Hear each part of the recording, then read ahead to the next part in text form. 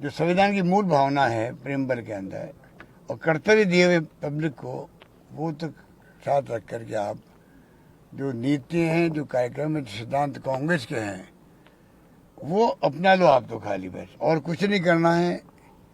स्वतः ही देश में जो आज हालात बन गए हैं मोदी जी के राज में, तनाव का माहौल है, हिंसा का माहौल है, धज्जियां उड़ रही ये हमारे संविधान की, लोकतंत्र खतरे में है, दुरुपयोग हो रहा है ईडी, इनकम टैक्स, सीबीआई का, जुडिशरी में दबाव है। ये तमाम बातें लोग समझ जाएंगे, लोग खुद ही समझ जाएंगे। हम अपने आप को दृढ़ रखें, युवा पीढ़ी हो चाहे।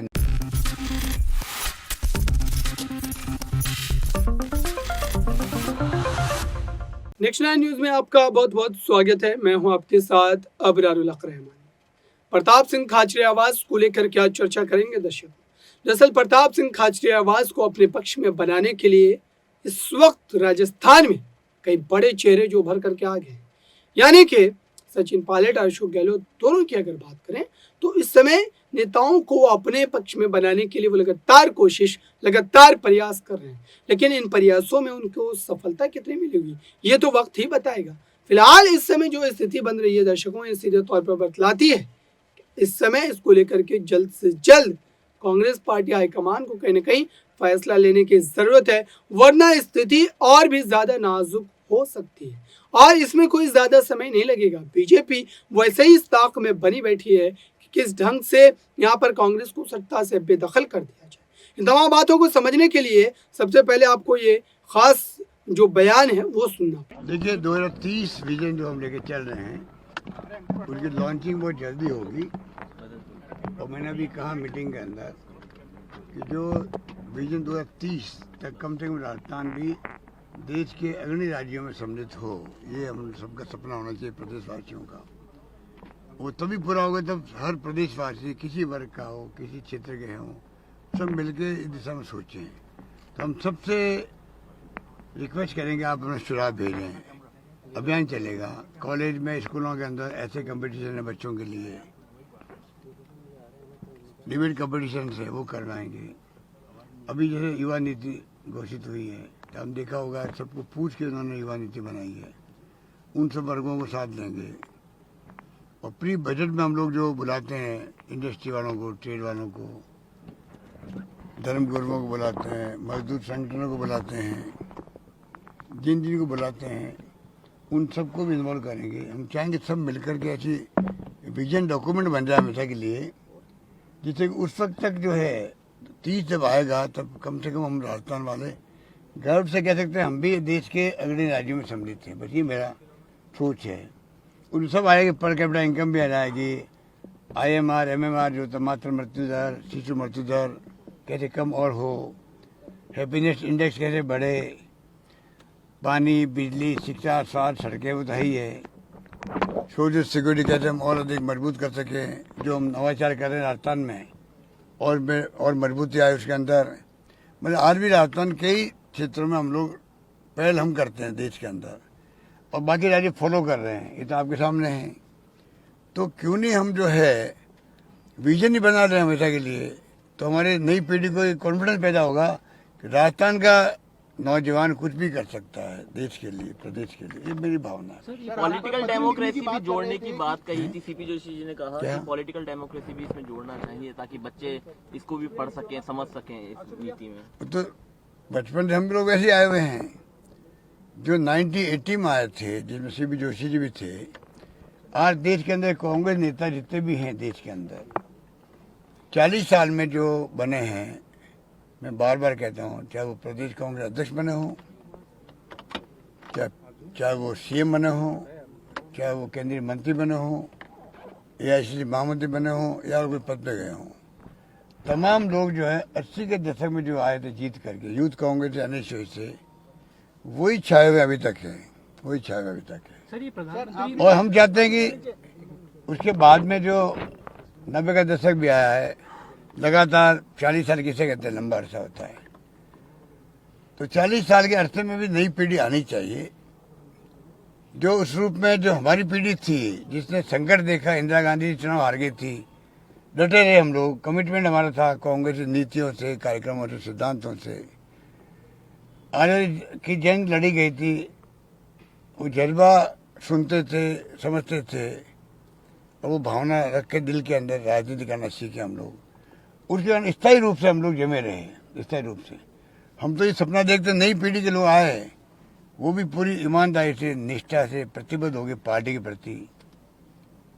अगर अपना आप समर्पित कर देते हैं तो उनका भविष्य उज्जवल है, उनके साथ में देश का भविष्य उज्जवल है। अगर वो उनका कमिटमेंट नहीं होगा, खाली कोई पद लेने तक सीमित रह जाएंगे कि मैं कोई बन जाऊं, पद लेकर बैठ जाऊं।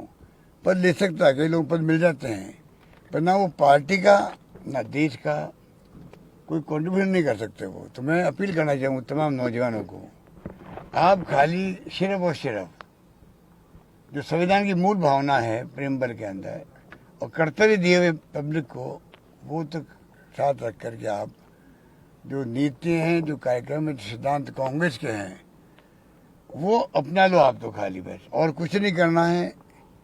स्वतः ही देश में जो आज हालात बन गए हैं मोदी जी के राज में, तनाव का माहौल है, हिंसा का माहौल है, धज्जियां उड़ रही लोग ये हमारे संविधान की, लोकतंत्र खतरे में है, दुरुपयोग हो रहा है ईडी, इनकम टैक्स, सीबीआई का, जुडिशरी में दबाव है। ये तमाम बातें लोग समझ जाएंगे, लोग खुद ही समझ जाएंगे।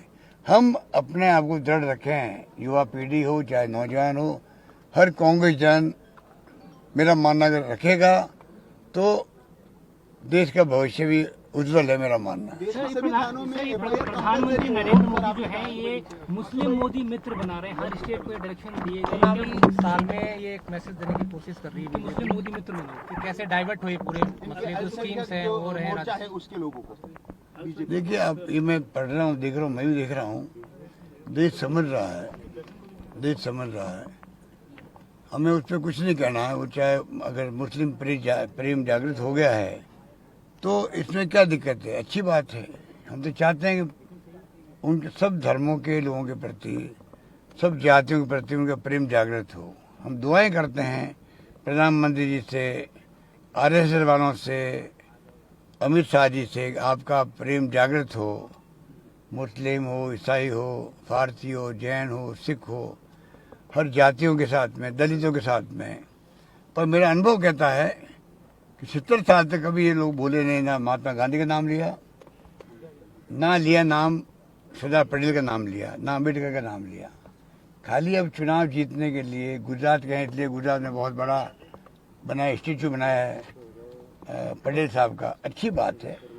पर उनको पूछो भाई आपने 70 साल तक नाम क्यों नहीं लिया सरदार पटेल का? क्योंकि सरदार पटेल ने यहाँ पे बैन लगाया था, आरएसएस पे प्रतिबंध लगाया था।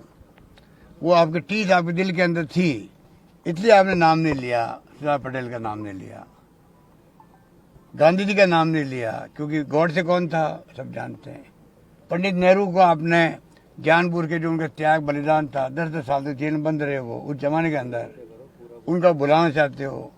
अगर आप इतिहास को बुलाओगे, महापुरुषों को, आप फिर महापुरुष कैसे बन पाओगे देश के अंदर? ये चिंता उनको खुद को होनी चाहिए, उनके संगठन को होनी चाहिए कि हमारे नेताओं का नाम आने वाली पीढ़ी है 10 साल, 15 साल, 20 साल, 25 साल बाद में कैसे नाम लेगी इनका, बताइए। ये इनका अप्रोच बहुत गलत अप्रोच है, ये मैं दिल से कह रहा हूँ। सरकार ने डेमोक्रेसी किसने दी है? कांग्रेस ने दी डेमोक्रेसी देश को, इसलिए डेमोक्रेसी की रक्षा हमने करी है, जान दे करके इंदिरा गांधी जी ने, राजीव गांधी जी ने, खालिस्तान नहीं बनने दिया। तो ये हमें पाठ सिखाते हैं, कांग्रेस मुक्त भारत बना दो, वंशवाद चल रहा है। आपको क्या पंचायती है, हमारी पार्टी में क्या चल रहा है? हम पूछते हैं कि आपके आरएसएस वाले क्या करते हैं, बीजेपी वाले क्या करते हैं, उनके परिवार में क्या चलता है? हम पूछते हैं कि उनको, वो कौन होते पूछने वाले कि हमारी पार्टी में वंशवाद है क्या है?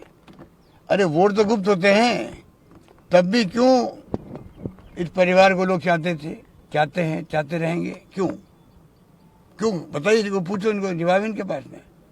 आप पंचायती कर दो बिना मरे कांग्रेस की, मुक्त कर दो कांग्रेस को देश से, क्या मुक्त कर दोगे? कांग्रेस कभी मुक्त नहीं होने वाली है, हर घर में कांग्रेस है देश के अंदर। इनकी पार्टी की हालत खराब हो रही है, इनकी पार्टी में फूट है, इनकी पार्टी में वो रेस्पेक्ट खत्म हो रहा है मोदी जी का खुद का। ये चिंता की वजह होना चाहिए मोदी खुद के लिए। आज जो पहले रेस्पेक्ट था पब्लिक में, वो तो कम हुआ है। मोदी जी का रेस्पेक्ट जो है उसके साथ में इनकी पार्टी में कम हो रहा है। पूछ लीजिए आपके बीजेपी वालों से, इनकी मीटिंगों में क्या होता है, पहले क्या होता था, अब क्या होता है। इनके संसदीय दल की मीटिंग होती है पार्लियामेंट के सेंट्रल हॉल के अंदर, वहाँ क्या माहौल होता है, पहले क्या था अब क्या है, मालूम कर लीजिए आप लोग। मैं मोदी जी को कहना चाहूँगा इस बात को समझा, ओबीसी के सम्मानित प्रधानमंत्री हो, ओबीसी का मान सम्मान तो रखो कम से कम। आप जिस प्रकार से आपका अप्रोच है उससे आपकी पार्टी आपके खिलाफ हो रही है, धीरे धीरे रिवोल्ट हो सकता है आपके खिलाफ में, तो आप समझ सकते हो। अब सुनते रहे आरएसएस के इनके बीच में बनती कि नहीं बनती, हमें क्या मतलब उनसे, बनो नहीं बनो। हम तो ये कहते हैं देश एक रहे, अखंड रहे, उसके लिए मैं समझता हूँ पूरे देशवासियों, किसी पार्टी के हैं, किसी विचारधारा के लोग हैं, सबको देश प्रेम के लिए, भारत माता के लिए एकजुट रहना चाहिए, मेरा मानना बस। एक छात्र नेता इंतजार कर रहे हैं छात्र संघ चुनाव का, वो शिक्षा राज्य मंत्री जो है हमारे उच्च शिक्षा राज्य मंत्री, वो इसको दिखवा रहे हैं, बातचीत करके वो फैसला करेंगे। वो कह रहे हैं कि आपके पास फाइल है, आप ही अंतिम फैसला लेने वाले हैं।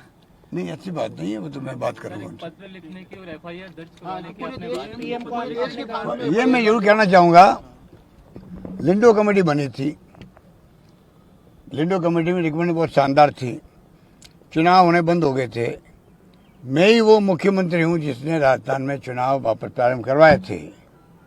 हमसे बड़ा कमिटमेंट किसका होगा चुनाव के अंदर, पर आज जो पैसे खर्च कर रहे हैं बच्चे अभी से ही, जब एमएलए एमपी के चुनाव लड़ रहे हों, तो कहाँ से पैसे आता है, क्यों खर्च कर रहे हैं, और जो लिंडो कमेटी की जो रिकमेंडेशन थी कोड ऑफ कंडक्ट की, उस धज्जा उड़ा रहे हैं, उसको हम पसंद नहीं करते। चुनाव भी आ रहे हैं असेंबली के। तो आपने सुना दर्शकों, अब इसको सुनने के बाद आपको क्या लगता है, क्या वाकई राजस्थान में आने वाले समय में कांग्रेस की वापसी जो है वो देखने को मिल सकती है? क्या अशोक गहलोत फिर से एक बार मुख्यमंत्री बन पाएंगे? इस खास रिपोर्ट में इतना ही। जुड़े रहिए ताज़ा तरीन खबरों के लिए नेक्स्ट 9 न्यूज़ के साथ।